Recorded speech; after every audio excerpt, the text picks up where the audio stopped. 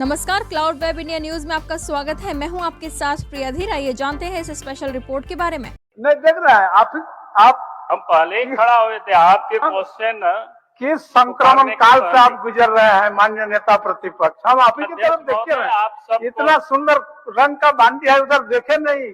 ये तो मेरा नजर खराब हो जाए। बोलिए बोलिए बोलिए। नहीं, मैं पहले खड़ा हुआ था, ये मैं आपसे बता रहा हूँ। चूंकि प्रश्न काल शायद आप नहीं भी देख सके होंगे, कोई ऐसी बात नहीं है इसमें से। हम बोले प्रश्न तो मैं ये कह रहा था कि अध्यक्ष महोदय, आप हमारे क्षेत्र की घटना है जी बताइए। और घटना बिल्कुल बड़ा सुनियोजित तरीके से घटित हुई। होली के दिन सब लोग गुलाल रंग खेलते हैं, हम सब जानते हैं। धनवार थाना के खोड़थंभा में जब होली खेलते हुए लोग आगे बढ़ रहे थे तो पुलिस ने उसको रोका वहां पर, और उसके बाद फिर उधर से पत्थर चला, पेट्रोल बम चला, बोतलें चली, कई लोगों की दुकानें जला दी गई, मोटरसाइकिलें जला दी गई, और पुलिस बिल्कुल मूक दर्शक रही। और उसके बाद जो घटनाएं घटी, पुलिस ने इसके बाद केस किया। यानी तुष्टीकरण की राजनीति के भी हद होती है। पुलिस ने 80 लोगों के ऊपर केस किया और 80 में से 40 हिंदू के ऊपर और 40 मुसलमानों के ऊपर। उसके बाद 22 लोगों की गिरफ्तारी हुई, जो जानकारी मिली। उस 22 में भी 11 हिंदुओं की गिरफ्तारी हुई और 11 मुसलमानों की हुई। भाई ये क्या मतलब है? हिंदू तो जा रहे थे अपने हाथों में रंग लेकर के, गुलाल लेकर के, अबीर लेकर के खेल रहे थे। उनके हाथ में ना पत्थर था, ना कोई लाठी था, ना पेट्रोल बम था, ना कोई बोतल था। तो केस तो उन लोगों के ऊपर होना चाहिए था कि जिन लोगों ने हमला किया था, जिन लोगों ने माहौल को बिगाड़ने की कोशिश की। और उसके बाद रात में प्रशासन घर घर से जाकर के लोगों को गिरफ्तार कर रही है। यानी लगा कि कोई लोगों ने क्राइम किया है इस प्रकार से। इसलिए अध्यक्ष महोदय, ये जो विषय है, हमें राज्य में कानून व्यवस्था जिस प्रकार से बिगड़ रही है, और आने वाला समय, अभी ईद भी है, फिर रामनवमी भी है, सरहुल भी है, तो इतने जुलूस से होते रहेंगे। इसलिए मैं कहूंगा कि क्वेश्चन आवर छोड़ करके आप इस पर बहस होना चाहिए, कानून व्यवस्था पर। इसीलिए मैं आज यहाँ खड़ा हुआ हूं। ये बड़ा गंभीर मामला है, इसलिए आप क्वेश्चन आवर को बंद करके आप इस पर बहस कराइए। चलिए प्रदीप जी, माननीय महोदय जवाब दे। जो बातें अच्छी हो, उन बातों की भी प्रशंसा होनी चाहिए। यहाँ से मैं माननीय अध्यक्ष जी से आग्रह करूंगा कि आसन की ओर से, पूरे विधानसभा की ओर से बधाई जाना चाहिए एकरा मस्जिद के उन मुसलमानों को और महावीर मंडल के उन तमाम हिंदू नेताओं को जिन्होंने मिलकर होली खेला और पूरे राज्य में, पूरी दुनिया में एक संदेश दिया है कि भाई हम हिंदू और मुसलमान मिलकर रहना चाहते हैं। ये लोग राजनीतिक रोटी सेकने के लिए या हिंदू और मुसलमानों में तफरका पैदा करते हैं। इनके नेता वहां जाके हिंदुओं को भड़काते हैं। अध्यक्ष महोदय, देश शांति चाहता है, देश महोदय, ऐसे लोगों को जो आदरणीय नेता प्रतिपक्ष ने घोड़तंबा की घटना का जो जिक्र किया है, वो घटना का एक पक्षीय चित्रण है। सांप्रदायिक सौहार्द बिगाड़ने की एक प्रायोजित कोशिश की गई। हमारे प्रशासन ने बड़े संयम का परिचय देते हुए बगैर किसी जान के नुकसान के, हाँ ये सही है कि कुछ कुंतियां जली है, कुछ दुकानें जली है, लेकिन मैं उनसे ये पूछना चाहता हूं कि अरखांगों का जुलूस जिला प्रशासन के बताए जाने पर वैकल्पिक मार्ग से निकल गया। गुंडरी के जुलूस में कौन वो लोग थे जिन लोगों ने जिला प्रशासन के साथ हाथापाई की? कौन वो लोग थे जो जिला प्रशासन के रोके जाने के बाद भी मस्जिद के समक्ष गए और इन घटनाओं को अंजाम दिया? मान्यवर, ये देश में समाज को बांटने की कोशिश जो उत्तर प्रदेश से चली है, होली और जुमे का नमाज, ये लोग आज इस बात के लिए बड़े दुखी हैं कि पूरा झारखंड इनके बहकावे में नहीं आया। ये लोग इस बात के लिए दुखी हैं कि एक बात घोड़खंबा के होने वाले लोग इन प्रश्नकाल होने वाली बातों में आएगा। आदरणीय प्रतिपक्ष नेता राइट सौहार्द बिगड़ा है, विषय को सरकार के समक्ष माननीय नेता प्रतिपक्ष सारा विषय को रख दिए, तो फिर क्वेश्चन और चलने दीजिए।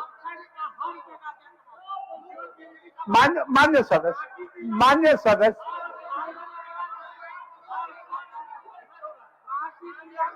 इसके बाद राज सिन्हा जी का सवाल था। आसन पर जाए मान्य सदस्य, आसन पर जाए।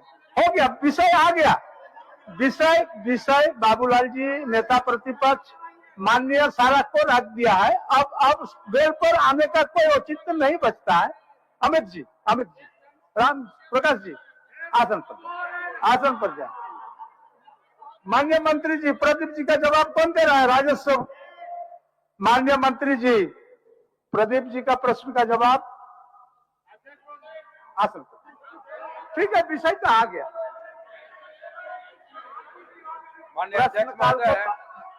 मान्य सदस्य आग्रह है कि प्रश्नकाल को बाधित न करें। प्रश्न था महोदय, उन्होंने चिंता व्यक्त किया है कि महोदय सुरक्षा जोखिम, पर्यावरण संतुलन बनाए रखने का, लघु खनिज एवं पत्थर के बालू खनन का।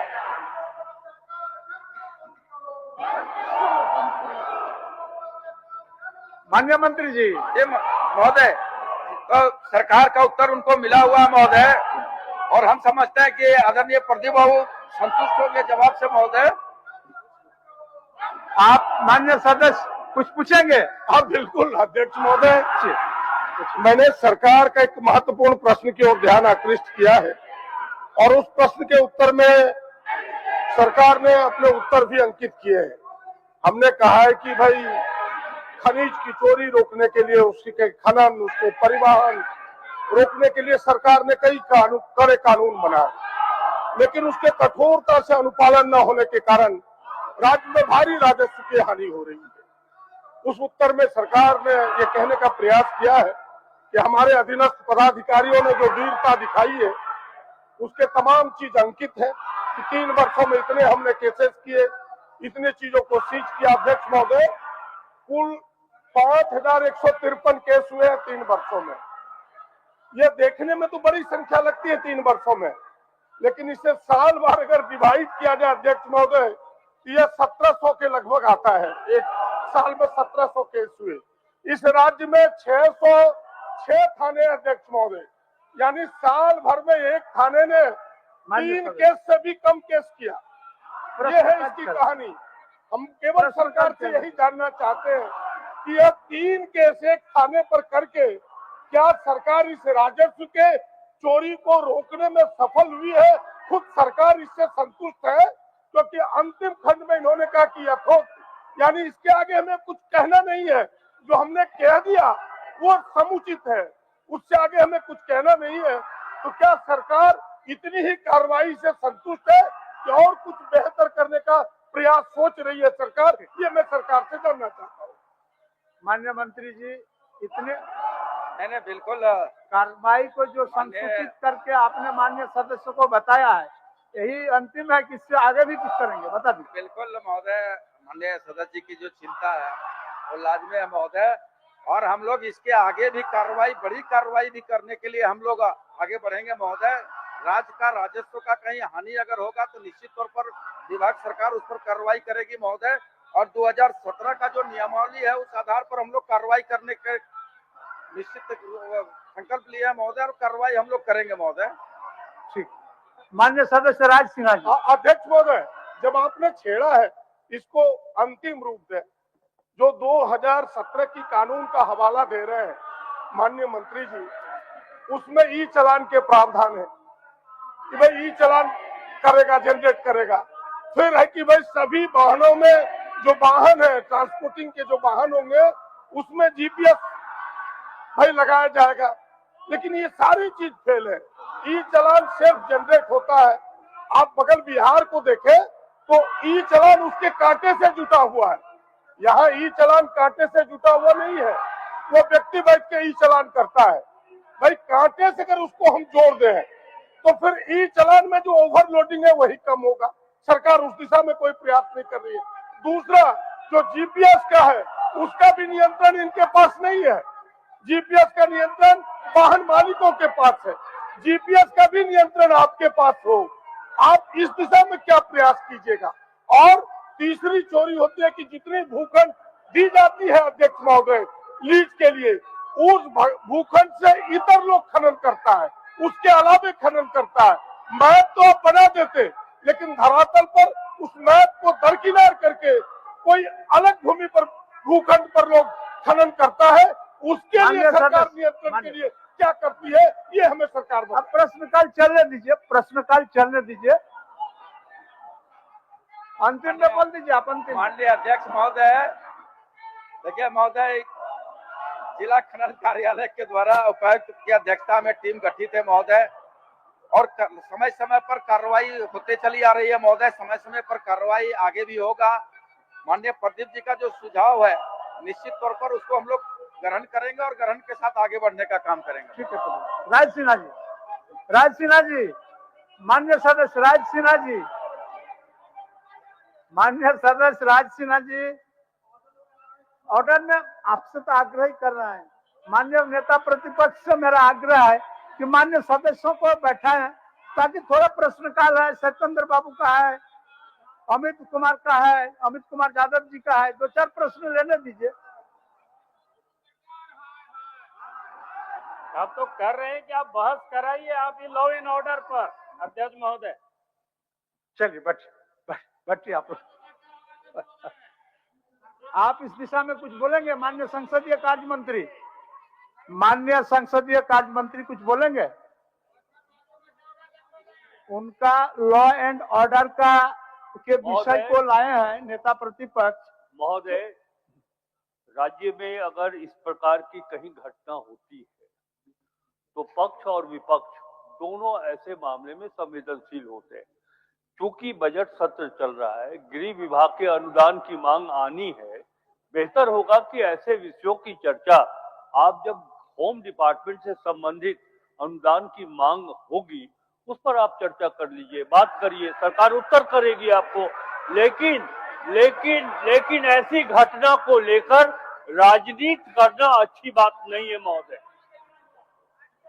मान्य सदस्य, मान्य महोदय, मैं माननीय संसदीय मंत्री जी से जानना चाहता हूं, क्या माननीय संसदीय मंत्री जी इनकी आदत ना रही है इस प्रकार के चीजों में राजनीति करने का? ये तो हिंदू मुसलमानों को दो भागों में बांट के, ये तो हिंदू मुसलमानों को, देश को दो भागों में बांट के राजनीति करने की इनकी फितरत रही है। मान्य कोई नई चीज नहीं है, ये इनकी फितरत रही है, आदत रही है। मान्य सदस्य सत्येंद्र नाथ तिवारी जी, सत्येंद्र नाथ तिवारी जी। स्पेशल रिपोर्ट में फिलहाल इतना ही। ऐसी तमाम खबरों के लिए सब्सक्राइब करें क्लाउड वेब इंडिया न्यूज और नोटिफिकेशन के लिए बेल आइकन को प्रेस करें।